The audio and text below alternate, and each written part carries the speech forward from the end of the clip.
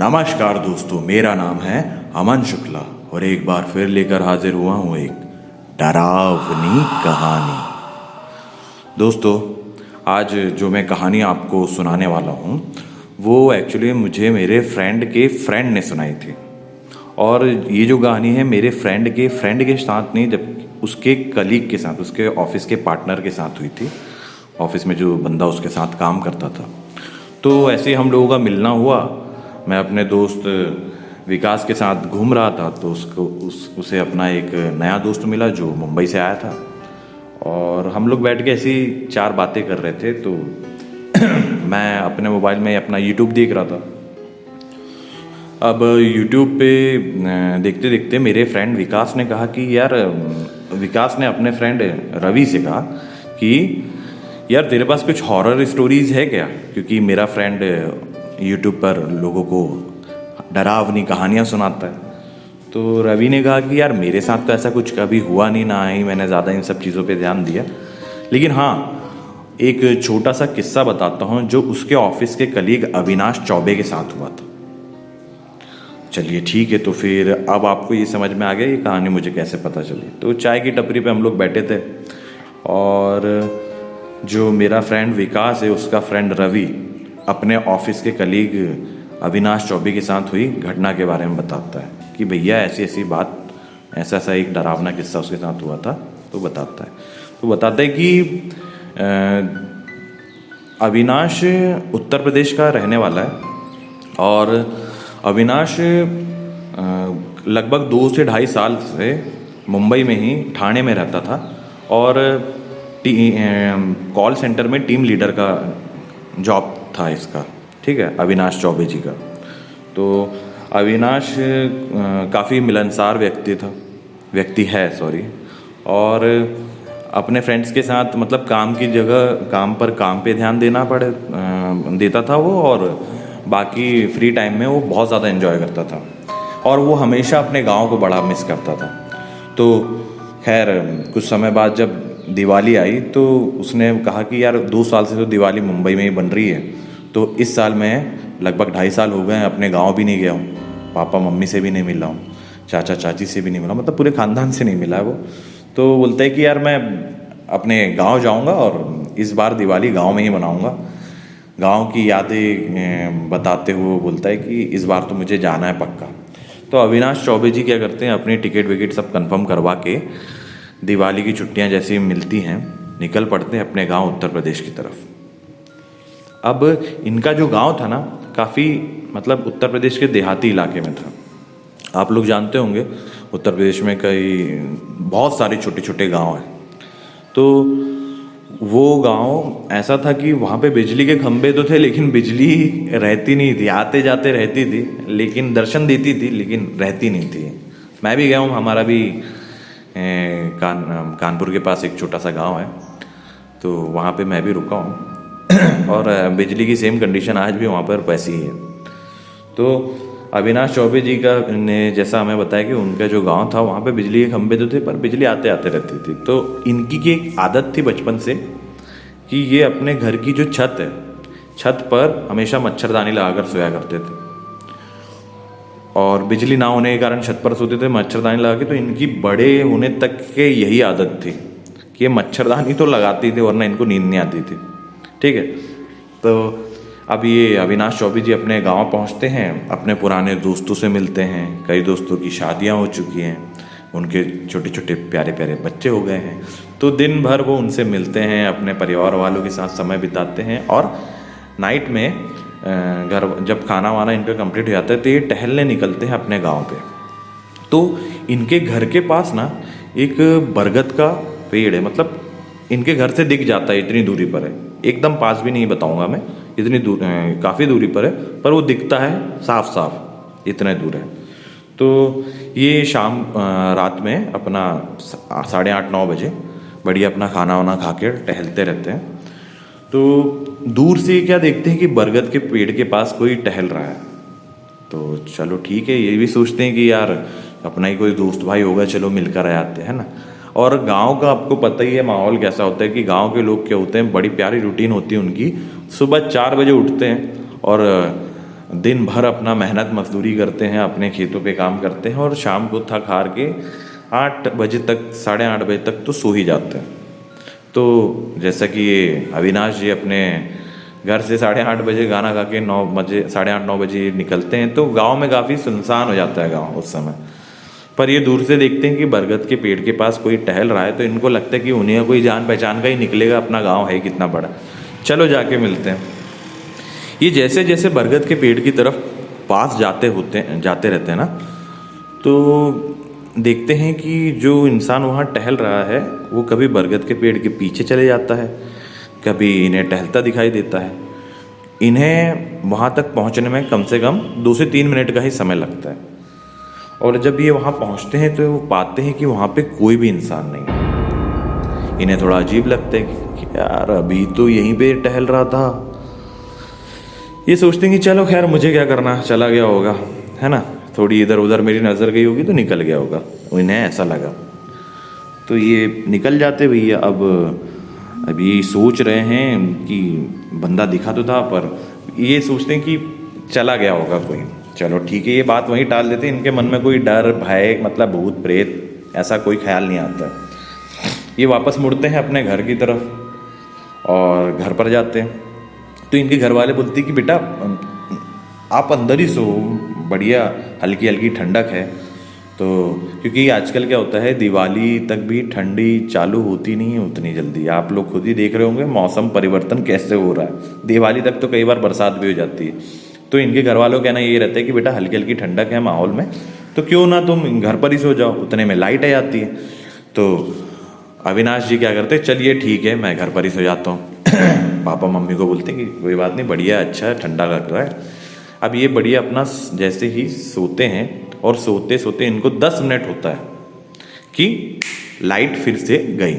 मैंने बताया था ना कि लाइट दर्शन देने आती कि हाँ मैं हूँ, टेंशन मत लेना, यही हूँ मैं। पर लाइट 10 मिनट बाद फिर चली गई। अब भैया समय हो गया था 9:30 बजे का। तो ये बोलते हैं कि मम्मी पापा को बोलते हैं कि मैं तो ऊपर जा रहा हूँ बढ़िया अपनी छत में सोने। तो पापा मम्मी बोलती है कि हाँ छत में तुम्हारी खटियाँ वटियाँ सब पड़ी है, वहीं मच्छरदानी भी पड़ी है, लगा लेना और आराम से तुम सो जाओ। क्योंकि इनके घर वाले भी दिन भर अपना लाइफ में व्यस्त रहते हैं, खेत के काम में और बाकी चीज़ों में, तो ये भी ज़्यादा ध्यान नहीं देते। चल ठीक है तेरा मन है तो जा, तू सो जा। अब अविनाश जी बढ़िया आते हैं 1 नंबर अपना छत पे। जैसा कि आप लोगों को पता ही है कि माहौल जो मैंने आपको बताया काफ़ी सुनसान हो गया था गांव का। तो ये छत पर आते हैं, देखते हैं अपना मोबाइल में थोड़ा बहुत इधर उधर और अपनी मच्छरदानी लगाते हैं और मस्त सोते हैं। ठीक है, लेट जाते हैं ये अपने मोबाइल पे बैठे बैठे, ये देखते रहते हैं जो भी इनके मोबाइल में होगा, यूट्यूब वगैरह। और फिर काफ़ी देर यूट्यूब पर कुछ वीडियोस देखने के बाद ये सोचते हैं कि चलो यार अब 10 सवा 10 बज रहे हैं, सो जाता हूँ। ये अपना मोबाइल करते हैं बंद, मोबाइल रखते हैं तकिया के साइड में और बढ़िया अपना माहौल भी ठंडा मस्त हो गया है, हल्की हल्की हवा चल रही है। तो ये अपना चादर ओढ़ते और सोते हैं, सोने लगते हैं। ये जब सोते हैं तो इन्हें ना थोड़ी अजीब सी आवाज़ आती है, मतलब अभी इनकी नींद लगी नहीं है, ये बस अपना सोने की कोशिश कर रहे हैं। तो ये देखते हैं कि जो धीमी धीमी प्यारी मध्यम मध्य हवा चल रही थी ये शांत हो चुकी है। माहौल में एक सुनसान सा हो गया है, मतलब माहौल। तो पहले तो इन्हें ये लगता है कि यार ये हवा पर चलना क्यों बंद होगी। फिर ये सोचते हैं चलो छोड़ो सोते हैं। लेकिन तभी इन्हें थोड़ी अजीब सी आवाज़, मतलब किसी के चलने की, फुसफुसाने की आवाज़ ऐसी आती है और ऐसा लगता है कि कोई कुछ बोल रहा है लेकिन काफ़ी दूरी से बोल रहा है। ये निकलते हैं अपनी मच्छरदानी खोल के बाहर कि भैया गांव में 10:15 साढ़े 10 बजे रात में भी किसी को चैन नहीं है, लगता है कोई मेरे सामान ही है लगता है। ये उठते हैं अपने जो छत की जो रेलिंग है, रेलिंग के पास जाकर देखते हैं तो इन्हें दूर से वही बरगद का पेड़ दिखता है। ये पाते हैं कि बरगद के पेड़ के पास कोई इंसान है और ये बरगद के पेड़ का गोल गोल राउंड लगा रहा है। तो अविनाश जी सोचते हैं कि अब ये कौन है भैया नए में जो बरगद के पेड़ के गोल गोल राउंड लगा रहा है, लगता है कोई परेशान है अपनी लाइफ से। ये देखते रहते हैं उन्हें काफ़ी देर तक के। तो अब ये सोचते हैं कि यार रात में शाम को जब मैं टहलने निकला था 8:30-9 बजे, तब भी मुझे ऐसे ही कुछ दिखा था, पर वो तो जाते जाते कुछ दिखा नहीं वहाँ पे मुझे। और अब देखो रात के 10:15 10:30 बज रहे हैं और ये बरगद के पेड़ का गोल गोल राउंड क्यों मार रहा है। ये इसी सोच में है अविनाश, और बस देखे जा रहा है उस इंसान को। ये नोटिस करते हैं कि काफ़ी अच्छी पर्सनालिटी है इस इंसान की, और इस इंसान ने बाकायदा धोती और ऊपर जो गांव में पहनते ना आज भी वो गोल वाली बनियान वाइट कलर की, इस टाइप का कुछ पहना है इन्होंने, और ये बाकायदा राउंड मार रहा है। ये काफ़ी देर तक देखते हैं अविनाश जी, फिर बोलते कि छोड़ो यार मेरे को करना क्या है, कर रहा होगा कुछ। इनके दिमाग में ऐसा कुछ नहीं आया कि ये कोई काला जादू टोना टोटका कुछ कर रहा है, या कोई पूजा कर रहा है, या फिर ये कोई भूत है, प्रेत है, आत्मा है ना, ऐसा कुछ नहीं आता इनके दिमाग में। क्योंकि भैया अब ये मुंबई में इतने सालों से काम कर रहे हैं, 2-2.5 साल से, मैंने बताया आपको, तो ये सब चीज़ें इनके दिमाग में नहीं आती हैं। वो अक्सर लोग कहते हैं ना कि भूत प्रेत छलावा आत्माएँ, ये सब छोटी जगहों की देन है भैया। बड़े बड़े शहरों में भी होता है, आपके साइड में से कोई निकल के चल जाएगा, आपको पता नहीं चलेगा कि ये प्रेत है, आत्मा है, भूत है, या फिर कोई इंसान। तो ये यही सोचते हैं कि ये कोई इंसान है और कर रहा होगा कुछ, क्या करना मुझे।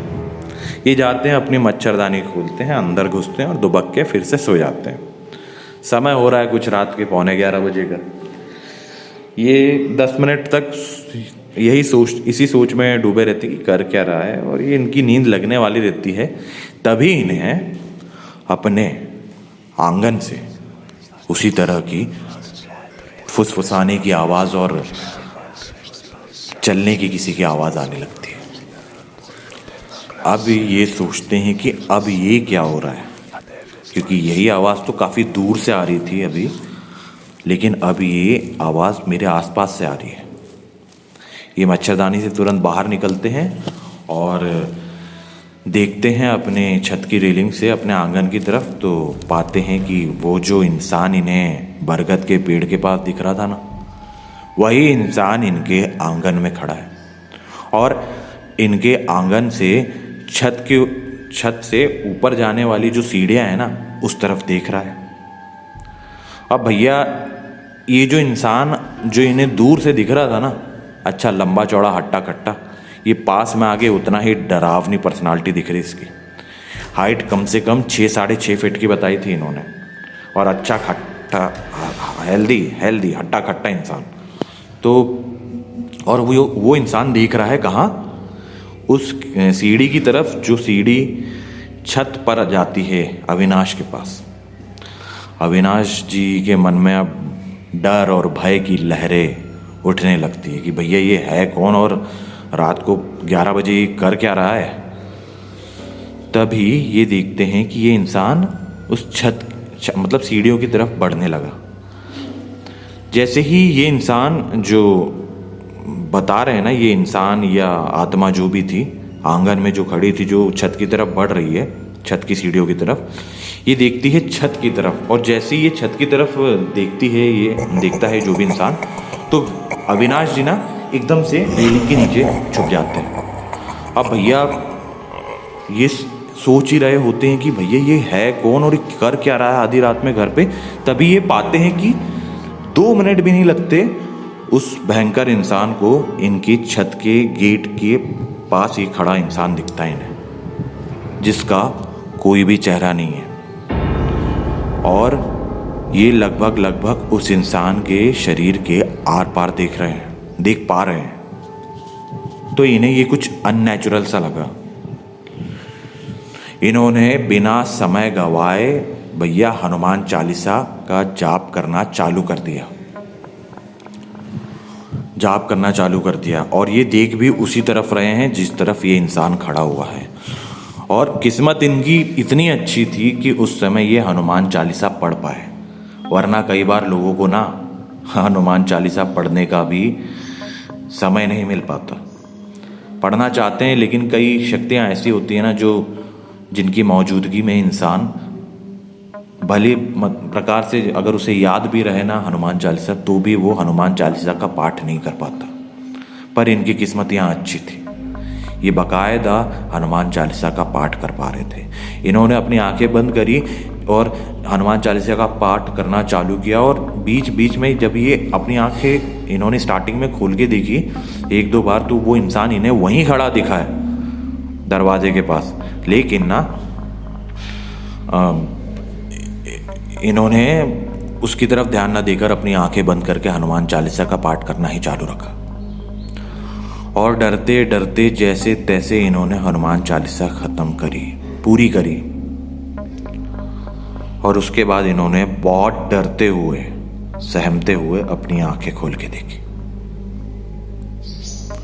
समय हो रहा था रात के 11:30 बजे और ना कोई हवा चल रही थी, ना पत्ते तक नहीं गिर रहे थे, ना पत्तों के गिरने की आवाज आ रही थी, ना हवा चलने की, और ना ही इन्हें वो इंसान दिखाई दे रहा था। ये तुरंत अपना तकिया कंबल उठाते हैं और डर से सहमे हुए नीचे जाते हैं। दरवाज़ा खोलते हैं अपने घर का, जो कि उड़का हुआ था, क्योंकि इनके घर वालों को पता था कि ऊपर सो रहा है तो कुछ प्रॉब्लम हुई, पानी आने लगा तो नीचे आएगा। ये दरवाज़ा खोलते हैं, दरवाज़ा अंदर से अच्छे से लगाते हैं, तभी लाइट आती है। और ये भैया भगवान का शुक्रिया अदा करते हैं हनुमान जी का कि प्रभु आज तुमने मेरी जान बचा ली, मैं तो तुम्हें भूल ही गया था। मतलब ये बचपन से ना हनुमान जी के बहुत अच्छे भक्त थे। लेकिन ना ज़िंदगी में जब ये अपना मुंबई जैसी मेट्रो सिटी में पहुंच गए हैं और महानगर में पहुंच के काम अपनी जॉब में व्यस्त हो गए थे, तो उतना समय नहीं दे पाते थे अपनी पूजा पाठ को। 2-2.5 साल से कुछ ऐसे ही चल रहा था। इस साल अब ये दिवाली में आए तो इन्हें कुछ ऐसे दर्शन हुए कि इन्हें अपनी भक्ति पर फिर से विश्वास हुआ कि प्रभु मेरे, आज अगर आप ना होते तो पता नहीं क्या होता। ये हनुमान जी के अपने घर के मंदिर में जाके पैर पड़ते हैं और बाकायदा सुकून से सोने की कोशिश करते हैं। काफ़ी समय लगता है इन्हें, पर इन्हें जैसे तैसे करके नींद आ ही जाती है। और वो दिन था, उसके बाद दिवाली बनाई इन्होंने अपने गांव में बड़े अच्छे से। ये किस्सा उन्होंने किसी से शेयर नहीं किया, ना अपने पापा मम्मी से, ना चाचा चाची से, किसी से भी नहीं, गांव में किसी फ्रेंड से भी नहीं। और अपनी दिवाली वहीं बनाई। और वो अब छत पे नहीं सोते थे, वो अपने घर पर ही सोते थे।